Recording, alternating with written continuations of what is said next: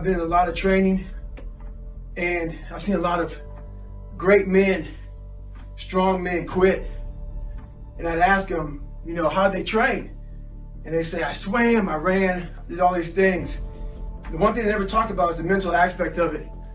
So you put a person who's physically trained in a mentally tough situation and things happen real bad. What that means is, you put a guy in cold water and he's physically trained and he's not mentally trained about all of his insecurities in life and everything else he hasn't dealt with. He's gonna make up a lot of excuses on why he needs to quit something. And he's gonna wonder why, what happened? I trained so hard. I physically trained so hard. But that mental aspect of everything is the most important thing. So don't set your goals and everything without making sure you set your mind right and handle your insecurities. Don't get it twisted. It's not about flipping tires. I'm in Las Vegas right now and it's hot. It's not about any of that. But what it is about is a lot of us give total control to life. We don't have any control of it. We just give all control to life. I do this every morning to prepare my mind for what life's gonna throw at me. A healthy body gives you a healthy mind. That's what it's about. So if you go into battle, you want to go into battle with the right mindset, the right gear. In combat, you wear body armor. But what we do wrong is we don't strengthen our minds. You gotta strengthen your mind, take control of that. So then when you get out in the real world, you got protection. We have so many tools to put in our arsenal to strengthen our minds, to put those calluses on our minds for when we need them. So one of those great tools is positive self-talk. Positive self-talk works well, but you gotta put the work behind it. It's gotta be the truth. Positive self-talk has to be the truth. So let's say you're taking a test, hard test in college, but you haven't studied, but you have a positive mindset. You have positive self-talk going into it. Chances are you're gonna fail that test. Positive self-talk doesn't work unless you put the work behind it. Put the work behind your positive self-talk. So I just got back from a long run, and what I realized for myself and for a lot of people is that life is one big tug of war between mediocrity and trying to find your best self. So there's tricks to all this crap in life. Life is one big head game. One trick in this situation is, so I didn't want to run, so what did I do? I figured out a couple of things. You have to sometimes let mediocrity think that you're giving into it. So I said, you know what, instead of going for a 20-miler, let's go out for an easy 6 or 7. What that did to my brain was it said, okay, mediocrity thought it won. So it let loose a little bit. It let go of that, oh, this is gonna suck. This is gonna be okay, it's not too bad. The second you get to mile 2, guess what happens? Greatness pulls mediocrity in the mud. Get out there and get after it. The mind's a medieval motherfucker. It's constantly fighting against you. It's the only thing in the history of the world that shows up on time every time. It has a tactical advantage over you. It knows your fears. It knows your insecurities. It knows everything about you. It might be the only thing in that world that knows all about you. You gotta know about it. It's gonna show up when you don't wanna show up. It's gonna show up at the worst time possible when you wanna be successful. It's gonna say, take the easy road. Take the easy way out. You gotta learn your brain like your brain has learned you.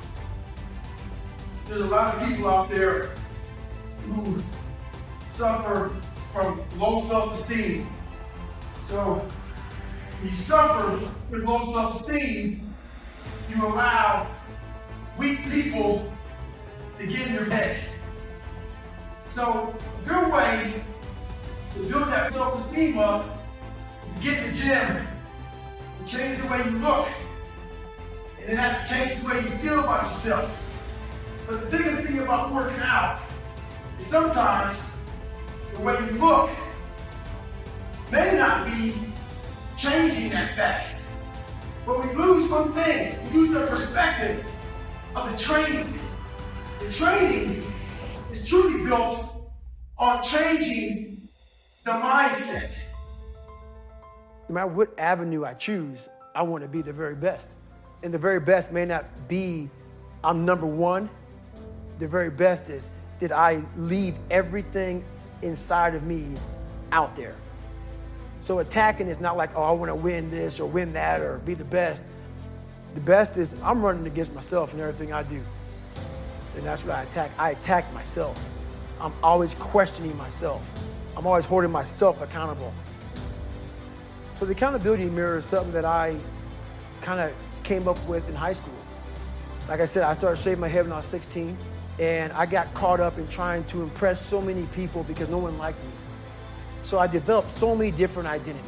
Let me sag my pants. You know, let me pull my pants up.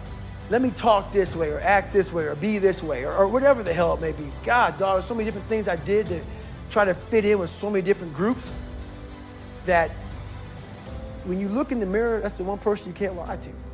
So every morning I would shave my head thinking, God, I would reflect back on some of the lies I may have told somebody or some of the ways I acted that I didn't feel comfortable doing. And I did it to impress other normal people.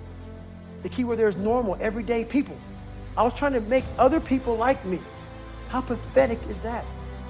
So this mirror would always tell me, my reflection would say, God, you are a pathetic man. How does that feel every day to be this way? So I would just start having myself accountable. How did I attack today? How did I attack yesterday?